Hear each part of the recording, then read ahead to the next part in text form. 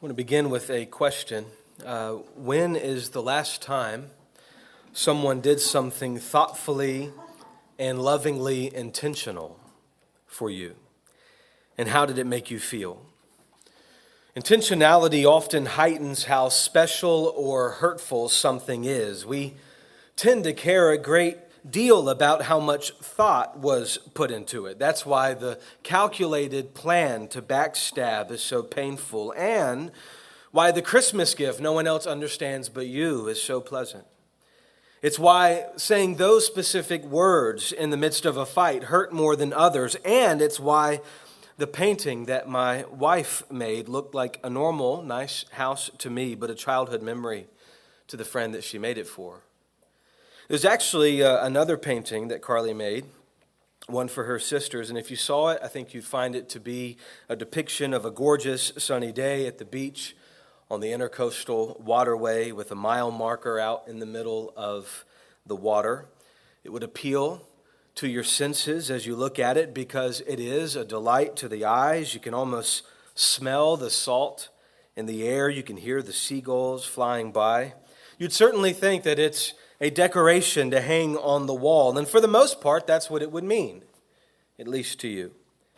But consider how special it must have been to receive this painting as Carly's sister and recall the very place where you spent so many summers together, right in front of the old majestic tree and the nostalgic mile marker out in the water. It's really hard to put into words, but we cherish thoughtful and loving intentionality. This morning, I want to show you that Jesus intentionally went to the cross for you. That he is betrayed here, yes, but totally in control. It didn't just happen to him, in other words. There wasn't another plan that ended up going south. It was the plan from the very beginning. But for a brief moment, it may have seemed like Jesus was simply reacting to the events unfolding as though he had lost control. Even worse, it looked like those seeking to do harm had gained the upper hand, because in verse 3, we're introduced to an armed posse. We read that Judas took a company of soldiers and some officials from the chief priests and the Pharisees and came there with lanterns, torches, and weapons. Who was in control in verse 12 when the company of soldiers, the commander, and the Jewish officials arrested Jesus and tied him up? Or what about verse 22? Who was the more dominant one when he had said these things and one of the officials standing by slapped Jesus, saying, "Is this the way you answer the high priest?" Was the will of God bound in verse 24 when Annas sent Jesus bound to Caiaphas and the high priest? Or who was the man in charge in verse 28 when it tells us that they led Jesus and Caiaphas to the governor's headquarters? Now the Roman governor is involved, and it's the governor who calls all the shots in verse 33, right? Pilate went back into the headquarters and summoned Jesus, said to him, "Are you the king of the Jews?" A decision has to be made.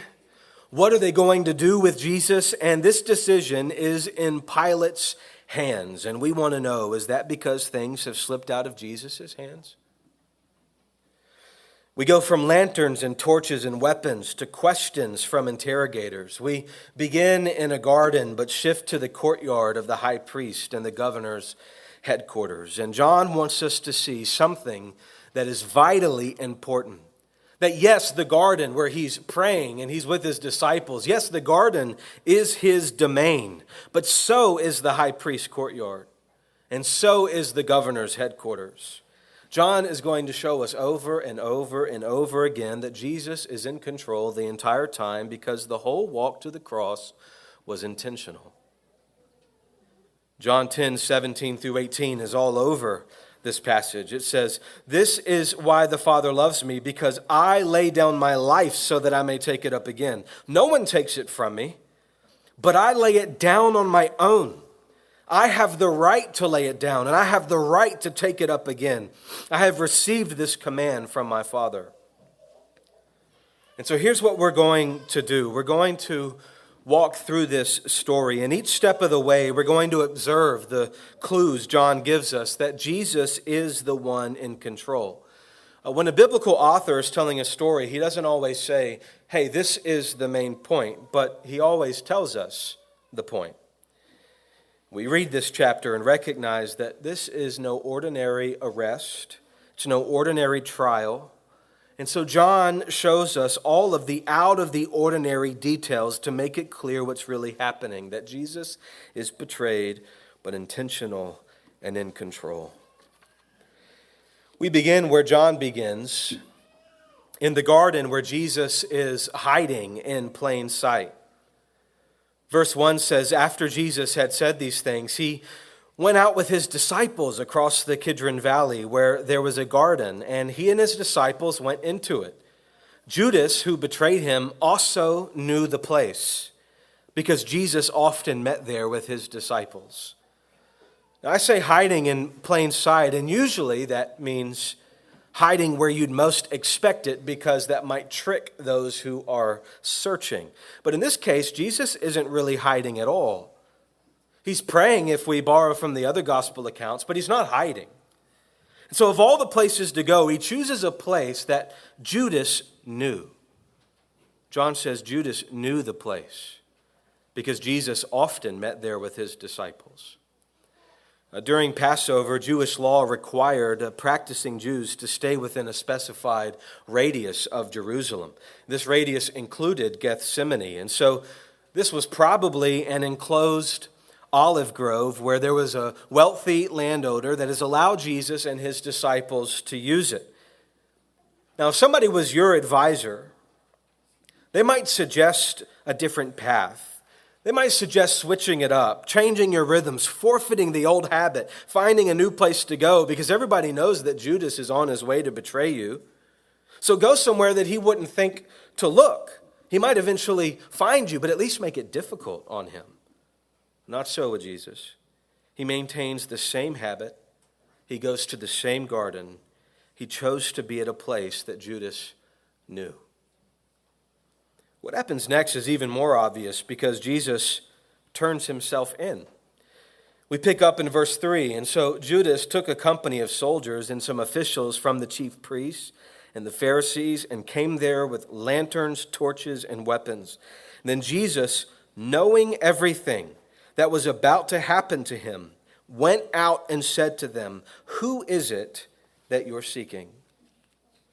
Two clues are there. One, he knows everything that is about to happen to him. And two, he initiates contact. Without both, we might get a different impression. If he initiates contact, but he doesn't know what's going to happen, we might assume that he was blindly unaware of the danger, perhaps naive even, thinking Judas might have a change of heart or would consider leading the troops in another direction. Or what if he knew what was going to happen but chose to stay hidden, looking for the deepest, darkest shadow in hopes that a lantern would never cast a light on his body? We might assume for a moment in that case that he thinks perhaps he could escape it all or at least delay the inevitable. But that's not what John wants us to see because that's not how it happened. What happened is that Jesus, knowing everything that was about to happen to him, went out and said to them, "Who is it that you're seeking?" The reason for including both details is to show us that Jesus is totally in control. And being in control, he turns himself in. Every step of the way is an intentional step to the cross. This is abnormal. It's not the typical way that things go down. This company of soldiers may have numbered in the hundreds even. The doom of the night is surrounding them. There's metal weapons clanging, giving off an ominous sound. Lanterns glow to paint a picture of how many enemies are standing out there in the distance. Usually in these kinds of scenarios, the one being arrested is actually the one who's afraid. And yet on this night, we have a case of falling foot soldiers. Look at verses 4 through 6. Then Jesus, knowing everything that was about to happen to him, went out and said to them, "Who is it that you're seeking?" "Jesus of Nazareth," they answered. "I am he," Jesus told them. Judas, who betrayed him, was also standing with them. And when Jesus told them, "I am he," they stepped back and fell to the ground. Why did they fall? We're not exactly sure. Maybe the first row began to stumble over the second, and it created somewhat of a domino effect. All we know is that they stepped back when Jesus told them, "I am he." And it just makes us wonder, shouldn't they have stepped forward since they found their suspect? At first glance, saying, "I am he," appears to be a normal response. I mean, what is Jesus supposed to say other than that? But we have to keep in mind that we have a gospel here where Jesus consistently makes "I am" statements. I am the bread of life. I am the light of the world. I am the door of the sheep. I am the good shepherd. I am the resurrection and the life. I am the way, the truth, and the life. I am the true vine. And then he says, before Abraham was, I am. This is Jesus' constant self-identification as God. Remember, God revealed his name to Moses in the Old Testament as "I am that I am." And so it's no surprise to hear Jesus say, "I am he." If you spent time in the Old Testament book of Isaiah recently, this phrase might even be more fresh on your mind. The words, "I am he," are a repeated refrain on the lips of God, especially in chapters 40 through 45. Isaiah 41:4 says, "Who has performed and done this, calling the generations from the beginning? I am the Lord, the first and with the last. I am he." Isaiah 43:10, "You are my witnesses," this is the Lord's declaration, "and my servant whom I have chosen, so that you may know and believe me and understand that I am he. No God was formed before me, and there will be none after me." Or chapter 48, verse 12, "Listen to me, Jacob and Israel, the one called by me. I am he. I am the first. I am also the last." Isaiah 52, "Therefore my people will know my name. Therefore they will know on that day that I am he who says, 'Here I am.'" And so when Jesus told them, "I am he," they stepped back and fell to the ground. Much of the posse here was Roman, and so perhaps they didn't make all the connections to Isaiah in their mind. From their perspective, they might have simply been in a sense of awe that overcame them. I mean, what kind of prisoner approaches with this kind of confidence? But regardless of how the Romans saw it, John wants us to see it this morning.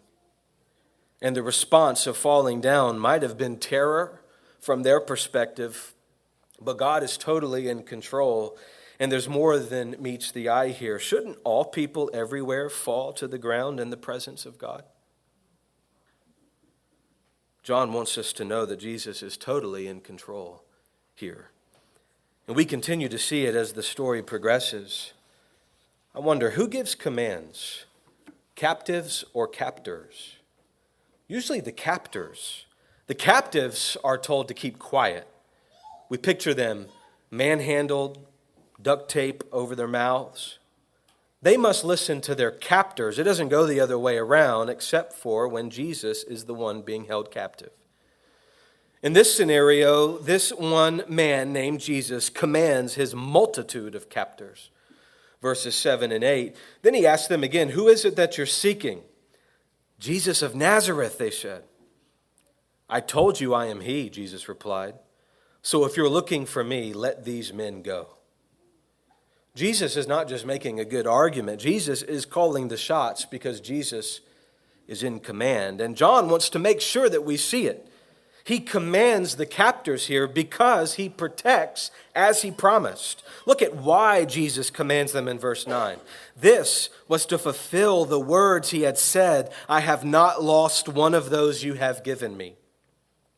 In other words, he isn't merely using logic, that if you're only looking for me, then only arrest me. No, he's commanding them to fulfill what he's already said. Back in chapter 17, on the same night, he prayed to the Father, "While I was with them, I was protecting them by your name that you've given me. I guarded them, and not one of them is lost." Apparently, his high priestly prayer was not only about his past protection, it was about his present and his future protection. It was in anticipation of not losing a single one of his true followers during the events that would come. And so Jesus prayed a promise, and his command is to protect as promised. The captors are not at liberty to do as they please. Even when cornered, Jesus commands and fulfills exactly what he wants to do. Leave it to Peter to have a visceral reaction in verse 10. We can hardly blame him. Even some of you, if you were to admit it, have an inclination to throw hands. Here's what we read.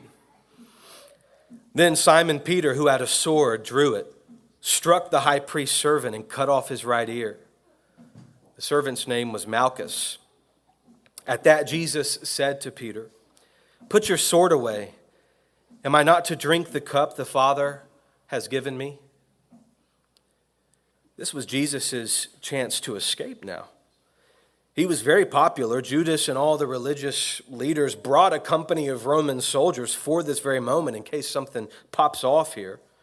Religious revolts were not uncommon during this day. At his very word, I'm sure that a host of rebels would have flooded through the hillside, hiding from somewhere. In fact, many things might have happened at Jesus' word. He already made them fall by a simple phrase. Imagine if he would have commanded an army of angels in this moment. But he didn't. He told Peter to put away his sword, because Jesus is controlling all of these events intentionally. He says that he has a cup to drink. Now, the cup was a typical way of talking about wrath in the Old Testament. One example is Jeremiah 25:15. "This is what the Lord, the God of Israel, said to me, take this cup of the wine of wrath from my hand, and make all the nations to whom I am sending you drink from it." In the other gospel accounts, Jesus prays about this cup being removed from him, but he says, "Not my will, but your will be done." There is a cup of the Father's wrath that Jesus is determined to drink here. But in John chapter 18, it's the first time it's referred to as the cup the Father has given me. And I wonder if that given language is familiar to you, based on what we read last week. In chapter 17, Jesus prays about the people the Father had given him. He prays about the words the Father had given him. He prays about the work and the name and the glory that the Father had given him. We all recognize, don't we, God's intentional plan when it's these good and beautiful things that the Father has given the Son. But there's also a cup of wrath the Father has given Jesus to drink, and he must drink it. And it's the same love, the same care, the same intentionality in giving Jesus people and words and glory and a name that's on display here in the garden. Jesus came to drink the wrath that we should drink so that we would not have to. It's what the Father gave him to do. And so Peter must put away his sword. Jesus has not lost control. The Romans and the religious leaders aren't winning. They are just a part of the plan. Peter needs Jesus to do this, or else Peter will never have his sins forgiven. And may that be a word even to trust him today when it looks like things are out of God's control. There's a desire to take control, to bring things into our own hands, but we must trust his plan is better.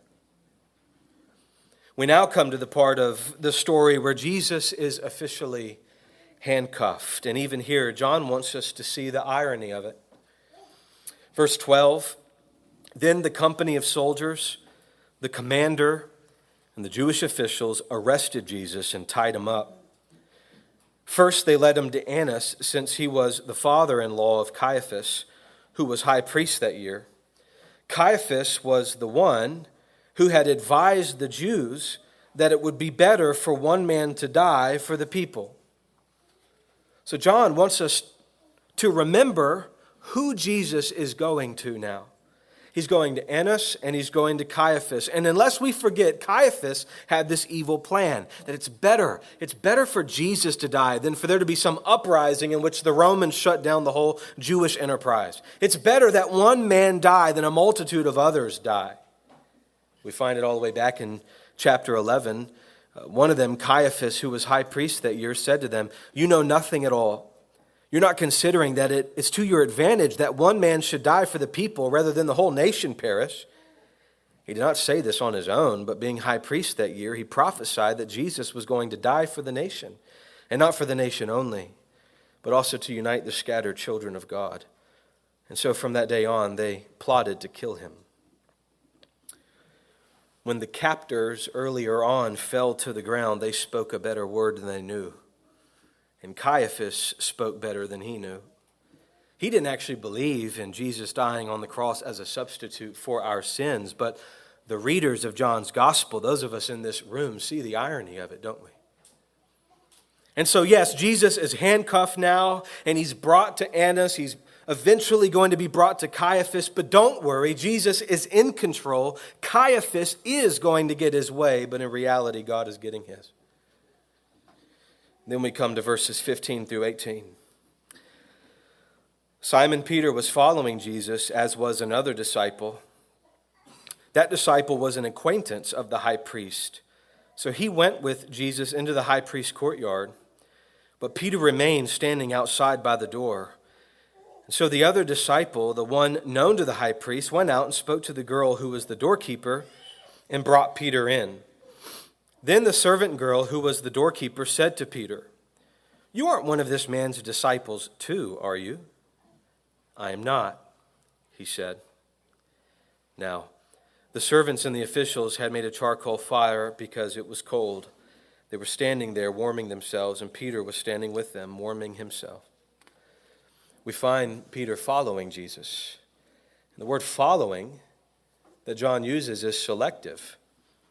Back in chapter 13, we have a different interaction between Jesus and Peter. And Peter says, "Lord, where are you going?" Jesus answered, "Where I'm going, you cannot follow me now, but you will follow later." And yet here we have Peter following him, seemingly to Jesus' trial and to Jesus' death on the cross. But that's not where the conversation ended back in chapter 13. It went on. "Lord," Peter asked, "why can't I follow you now? I will lay down my life for you." Jesus replied, "Will you lay down your life for me? Truly I tell you, a rooster will not crow until you have denied me 3 times.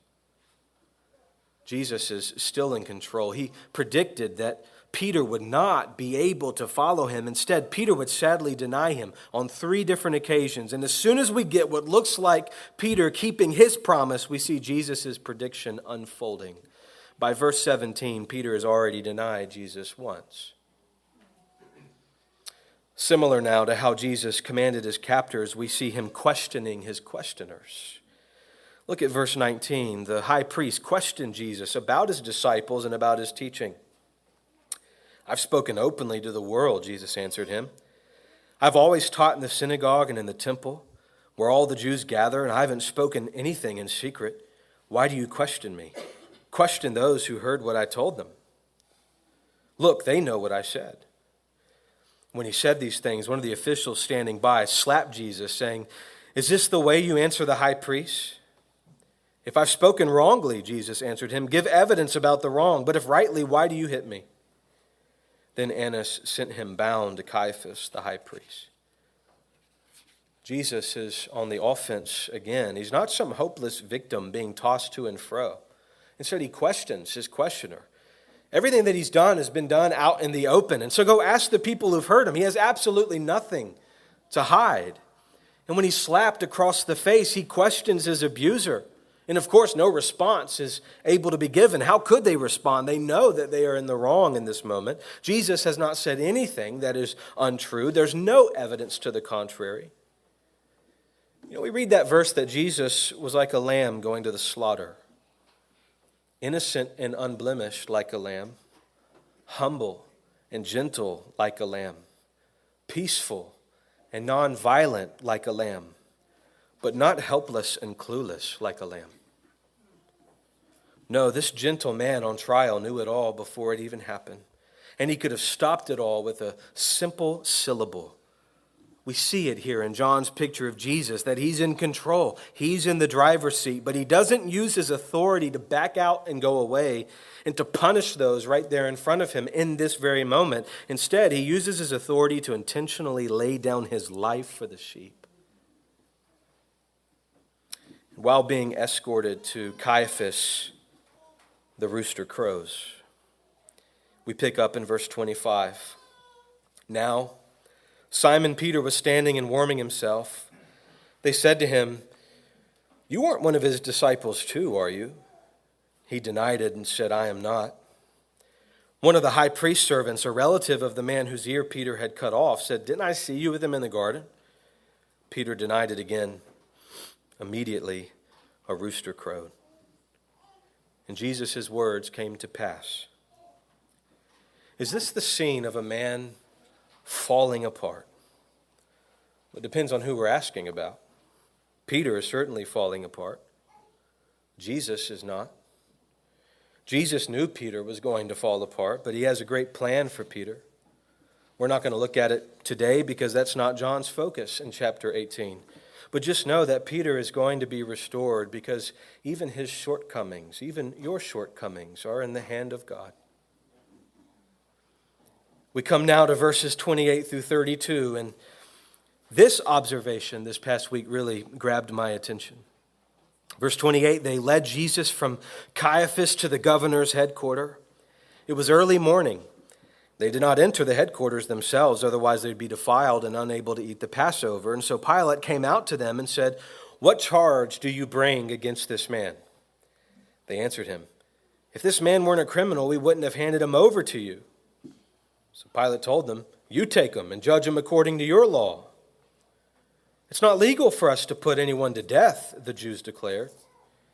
They said this so that Jesus' words might be fulfilled, indicating what kind of death he was going to die.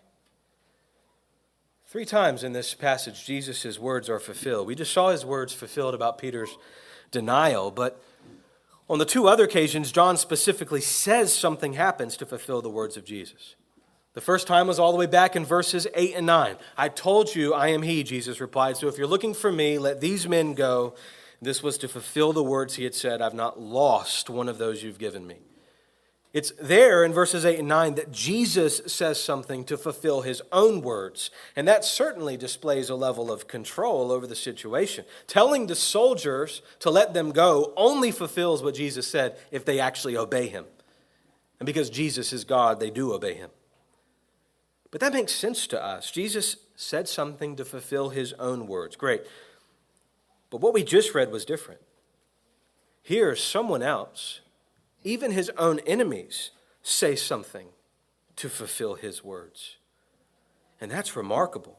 That Pilate tells them to take care of their own problems, but they can't because they're not after jail time. They want the death penalty. And capital punishment was had been banned for them to carry out under the Romans. And so they want Pilate to do it. They want Pilate to kill him. And the way that Pilate would do it, the way the Romans would do it, is by crucifixion. Back in chapter 12, Jesus said this, "As for me, if I am lifted up from the earth, I will draw all people to myself." He said this to indicate what kind of death he was about to die. Being lifted up from the earth was a depiction of being lifted up on a Roman cross. And so when the Jews say that they can't kill him, but the Romans must do it, John makes the connection. They said this so that Jesus' words might be fulfilled, indicating what kind of death he was going to die. Isn't there so much power, so much control, so much intentionality in reading that they said this so that Jesus' words might be fulfilled? They're not trying to fulfill his words. They want to do the opposite. And yet they are. Even when he isn't talking, he's still doing. We'll begin next week where we end this week. And that's verses 33 through 38. If there's any doubt as to whether or not Jesus is in control, we find out that he's a king with a kingdom not of this world, and that he was born for this. Verse 33, Pilate went back into the headquarters, summoned Jesus, and said to him, "Are you the king of the Jews?" Jesus answered, "Are you asking this on your own, or have others told you about me?" "I'm not a Jew, am I?" Pilate replied. "Your own nation and the chief priests handed you over to me. What have you done?" "My kingdom is not of this world," said Jesus. "If my kingdom were of this world, my servants would fight so that I wouldn't be handed over to the Jews. But as it is, my kingdom is not from here." "You are a king then?" Pilate asked. "You say that I'm a king," Jesus replied. "I was born for this, and I have come into the world for this, to testify to the truth. Everyone who is of the truth listens to my voice." "What is truth?" said Pilate. "He is the king of a kingdom that is not of this world, and he was born for this."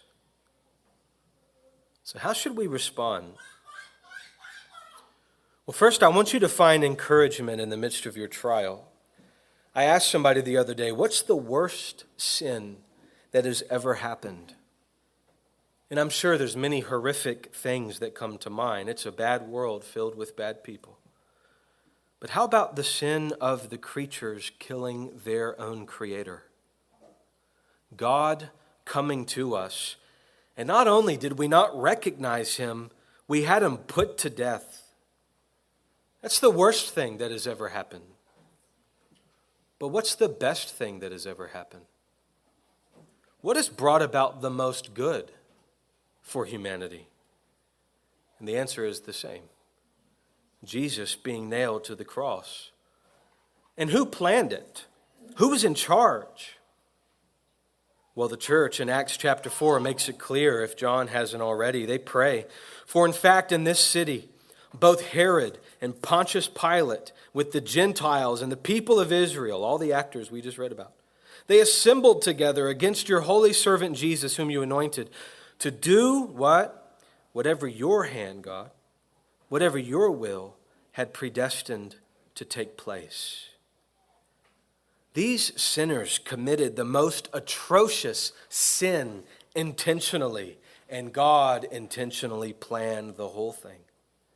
Jesus intentionally laid down his life so that the worst sin brought about the most good. And if that's true of the worst sin ever committed, can it be true for all the unbearable, hurtful, painful sins and circumstances you face in your life? If he brings the most good out of the worst evil, he can work all things for your good if you love him and are called according to his purpose. It is all in his hands. He never loses control. So that's the first thing to see. Be encouraged in the midst of your trial. The second application is simple, and that is to trust in Jesus. Trust in what he did on the cross in the place of sinners, instead of treating him like a victim we should feel sorry for. Because he wasn't being unwillingly controlled and tossed around. He went to the cross for you on purpose because he intentionally did the thing you have the greatest need for. He took the cup of God's wrath so that we don't respond with feeling sorry for Jesus. We respond by receiving what Jesus intentionally did on our behalf. And I suppose that means we can close by marveling at his love for us. We've seen him arrested and tied up and questioned and slapped. And over the next 2 weeks, it's going to get worse. But he's still just as in control. And he did it all for you. Don't read the intentional, in control, selfless, sacrificial actions of Jesus here as a general reality. Instead, fall in love all over again that he did it for you. I close with the words of Mark Chansky talking about his bride, the church. And here's what he says. "For his bride, he left heaven's glory. For his bride, he was willing to wiggle in Bethlehem's manger and work in Nazareth's workshop. For his bride, he was numbered with the transgressors in his baptism. For his bride, he endured near starvation and satanic temptation in the wilderness. For his bride, he absorbed years of public ministry abuse by a wicked and adulterous generation. It was for his bride he had no place to lay his head. For his bride, he marched fearlessly toward the Jerusalem slaughterhouse. For his bride, he broke the bread in the upper room. For his bride, he was drenched in blood like sweat. For his bride, he said, not my will, but thine be done. For his bride, he handed himself over to a kangaroo court. For his bride, he was again and again spat upon and struck in the head. For his bride, he stood barebacked at a pillar, absorbing scourge after scourge. For his bride, he was mocked while holding a reed scepter. For his bride, he carried and collapsed under the crossbeam. For his bride, he was stripped naked. For his bride, he accepted the spikes into his hands and feet. For his bride, he was lifted up between heaven and earth as an accursed spectacle. For his bride, he hung his head before wagging scoffers. For his bride, he gasped for breath and cried out, my God, why hast thou forsaken me? For his bride, he finished it and died. Let's pray.